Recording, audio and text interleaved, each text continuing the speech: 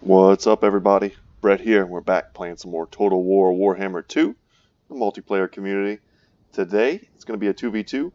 I'm going to be playing as the Vampire Coast with my allies, the High Elves, up against the Lizardmen and the Wood Elves. The map is going to be the Twisted Glade.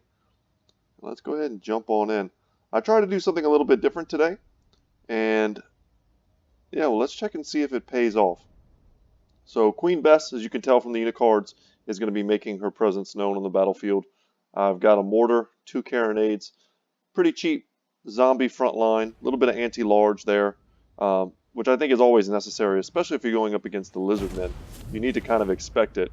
And the Gunnery White is going to be here to reload Queen Bess and all my other artillery. We've kind of taken this hill position on a map that's very, very hard to see. There's poor lines of sight, there's lots of trees, there's lots of terrain. So you need to be very aware of that whenever you first deploy your units. So I decided to take a bit of a corner position here where I have the best line of sight over the entire battlefield. Our other option was maybe to deploy here and fall back and try and defend this clearing. But we're going to have some hard times. My carronades specifically, they need that kind of straightforward line of sight in order to be effective. So a unit that I've been wanting to experiment with more and more is the Rotting Promethean Gunnery Mob.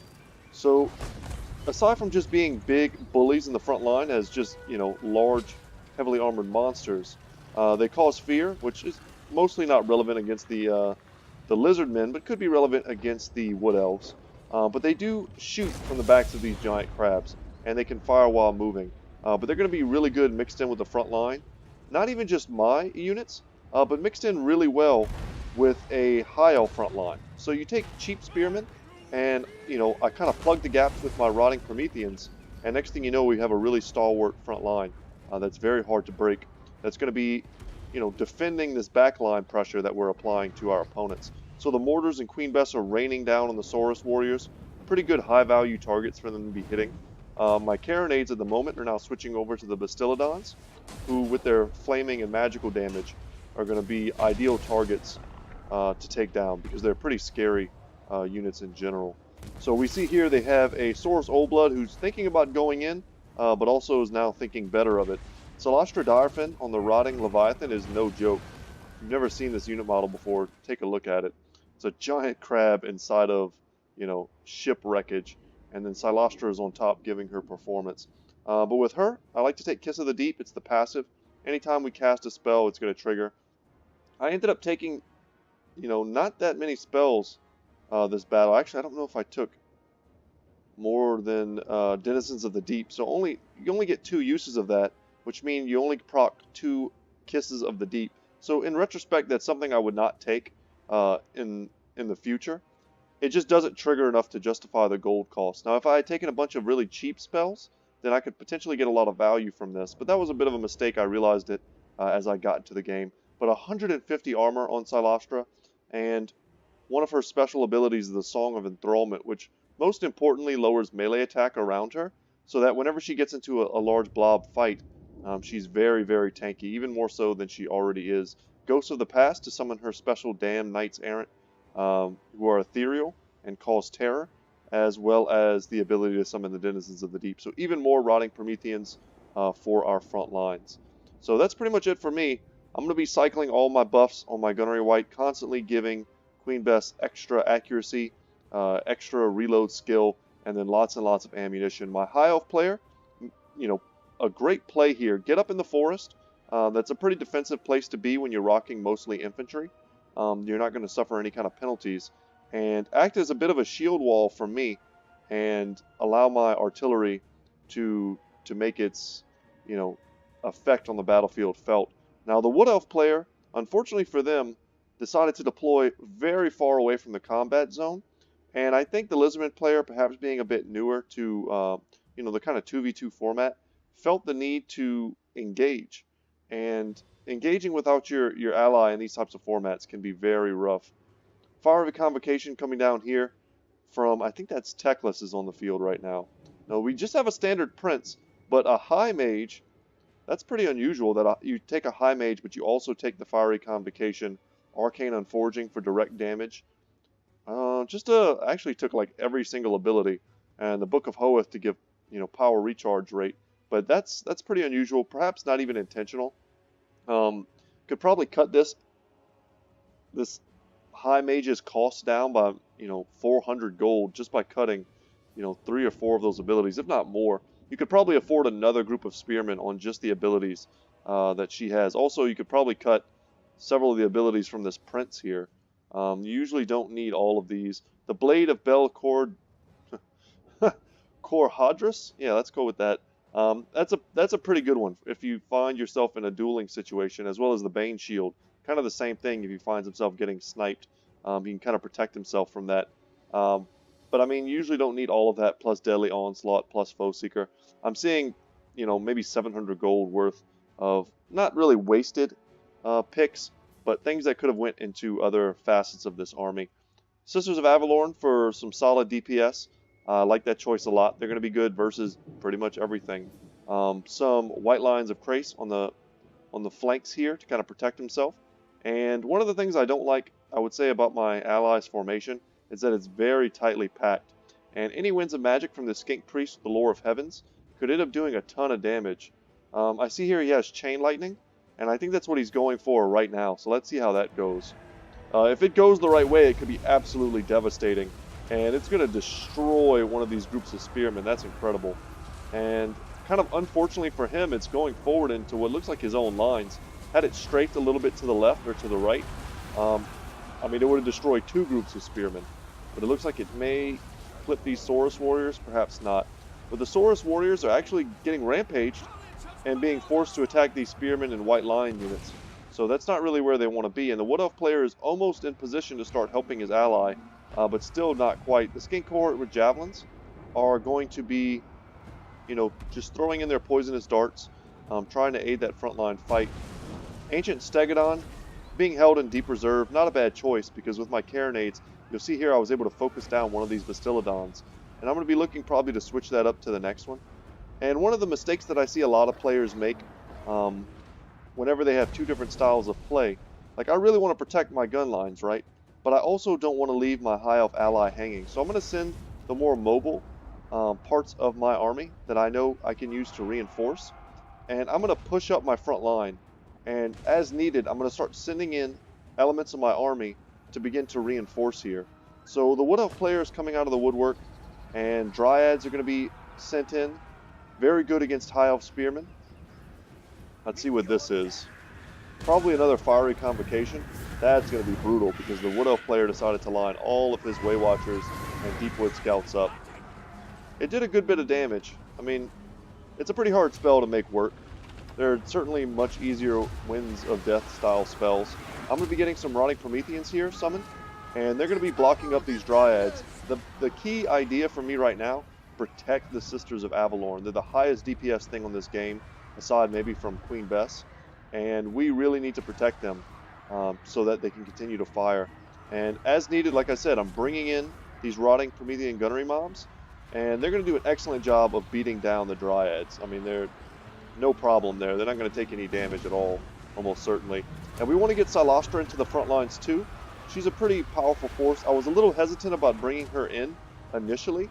You'll see here we have a Glade Lord trying to get up and around my defensive formation, and he will. I actually totally missed him doing that. And Damn Knight Errants are going to be getting into the back line, shutting down these Deepwood Scouts and Way Watchers. But as I was saying, I was very hesitant to get her in there because Way Watchers have such high armor piercing that had they all turned and started focusing her, I could have been in a lot of trouble. And there's Pterodon Riders up in the sky as well. It's hard to tell initially how coordinated our opponents were. So it took me a good second to realize this Glade Lord was back here. He's going to get some damage done. He or she, it's hard to tell from this range. He's going to get some damage done against the crew of Queen Bess. But it's such a large crew that it's pretty resilient. So a bit of a lapse in micro for me, because at this point, I'm focusing on determining targets for my zombie pirates and making sure that this front line does not buckle no matter what. Another good Chain Lightning here, and you'll see at this point I'm realizing the problem. I'm going to get these zombie pirate deckhand mobs. On his horse, he's a large target, and he's going now to try and snipe out the Gunnery White, but the Gunnery White is no pushover. You'll see here he's got his bayonet fixed, and just some standard zombie pirate deckhand mobs, and we're going to look to tie him down. Just one Lord unit by himself is not enough to shut down all of these artillery pieces. The Tree Man trying to get back here and help their lord out, but Cylostra Direfin, when do you get to see this? A Tree Man versus a Rotting Promethean. And they're going to have an awesome kaiju battle right now. And I can tell you right now who's going to win. As strong as the Tree Man is, Cylostra Direfin has 150 armor and just straight up is a lord. So, you know, we don't really need to watch all of that to see how it's going to go. But she's going to end up spanking that butt and putting him down. So Silver Helms mixed with Dragon Princes, that's a 1-2 combo I really like. With the Prince kind of leading them on his steed. But the Silver Helms are a cheaper version, essentially, of the standard Dragon Princes. So mixing them kind of together sometimes can give you the option of letting the Silver Helms take the beating and the charges of other cavalry, while the Dragon Princes themselves stay healthy and do that damage. So the Wood Elf front line, we have War Dancers, Eternal Guard without shields, and they're mixing it up now with the White Lions, being kind of aided by my, very cheap zombie pirates. But we're mixed in together, and we're going to be chunking down these Eternal Guard. The Way Watchers are in their element. These are the exact types of units they want to be fighting. Slow-mo that for a second. But the War Dancers here, they're high physical resistance, and they're excellent stats. I mean, 44 melee attack, 34 melee defense, 36 weapon strength. Much better than the White Lions of Trace. And the White Lions, once they drop below 50% HP, they lose that martial prowess, and they become a much easier unit to take down. But the Sisters of Avalorn are ultimately still online, so therefore the DPS is still rolling in from the High Elf line. And the Prince got in on the Saurus Oldblood, who took a lot of focus fire at different points of this game, and ended up not being that great of a factor, or that big of a factor in this game. So even with all of his buffs, still wasn't able to pull that out. And the Prince, if he would like, will be able to chase him off the battlefield. And that's going to lead to a lot of army losses here, and the end of the game. Alright, so let's talk about that a little bit. So there are a few big things to know.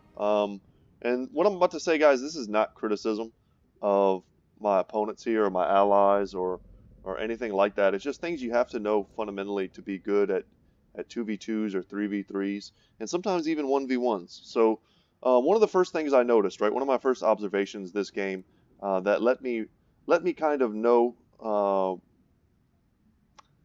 going to say maybe not the skill level, but the experience level of my opponent, was when the Lizardman player and the High Elf player, or the Wood Elf player, they didn't deploy together. All right, that's kind of the first box that ticked in my head. Right, they're not deployed together, they're isolated. That makes them weaker. Okay, so the second thing I noticed was when my artillery opened fire. You have to watch and see how your opponents react. Right, experienced players know which units to pull back, which units to send forward. Perhaps the best call for the Lizardmen, they started right outside my, or very barely right inside my artillery range. So had they simply scooted back, they would have forced me to leave that hill position. And instead of doing that, they sent forward their Saurus Spears without any kind of, backup whatsoever. And you'll see here the low kills on these very expensive Saurus Warriors. They're pretty expensive.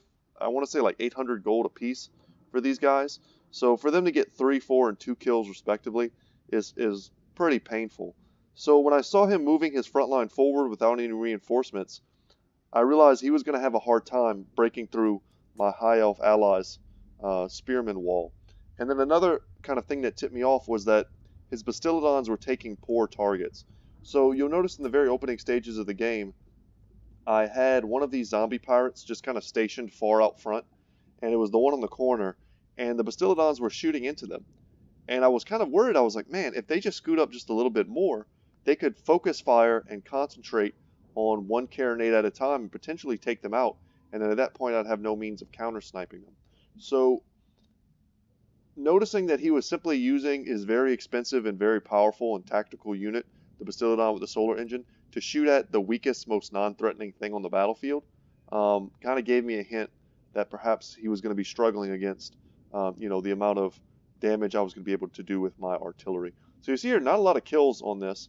We were focusing our carronades on high-value targets. Queen Bess was the one that I was shooting into the trees for most of the battle, trying to take out the ranged units of the Wood Elf player. And you'll see not a ton of kills. They came in very late. The front line got monster mashed pretty hard. by the Rotting Prometheans, and just the Sisters of Avalorn's overwhelming firepower. They were very healthy at the end there, and yeah, it's kind of surprising. We ended up not having to kill most of the army because by the time the Wood Elf player engaged, a lot of the Lizardman player's army was being routed. So we didn't really have to, fight them to the last man. So you'll see some of the kill numbers are kind of low. So that would be my only real criticism, is that you have to deploy with your ally. That's such a huge thing. And then on the other side of the battlefield, let's say I'm playing against, let's say I'm one of these two players with, these armies. I have to look and see that I'm playing against Vampire Coast, a faction that really loves to use artillery. And in a 2v2, you can afford to bring a little bit more because you have an ally that can help you to protect them. So I'm thinking to myself, if they're going to bring artillery, which is very likely, where will they deploy? Where's their best line of sight? And on that battlefield, there's really only two options. And knowing that, let's say you have the ability to, get in a Discord with your ally and kind of talk strategy through, my thought process would be, that one hill right where I deployed would be the best hill. And I would want to deploy my assets as close as possible to minimize the amount of fire that I take on the way in. And then, you know what? If they're not there, if they totally surprise you and they end up in a different part of the battlefield, you haven't lost any strategic advantage because you deployed with your ally in a way that you can, shift if you need to. But if they were there in that very tactical position, you would be able to take advantage of that, that closeness, that proximity, and you'd be able to get into their front lines much, much sooner. So anyway, guys, thank you so much to my opponents and to my ally. It was a great game. We ended up playing another one. I'm not sure if everyone from this game ended up jumping into the next one, but they were both good. And I look forward to bringing you the next one as well. But once again, guys, my name is Brett. My channel is Good Talk Gaming. I hope you enjoyed today's video. And yeah, I will see you in the next one, guys. Take care.